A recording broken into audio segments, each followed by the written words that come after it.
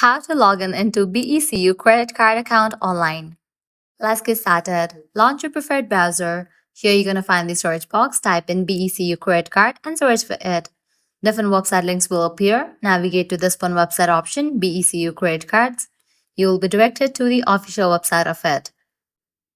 Once you're in the website, at the top right corner, you're going to find three bars. Click on it. Then navigate to the option of login. You will be directed to the login page. Now you have to fill this. Firstly, type in your user ID, then type in the password.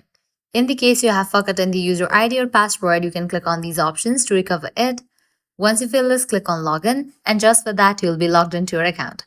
This way, you can easily log into your BECU credit card account online. If you haven't registered for your account yet, click on this option and go through the process. Well, that's it.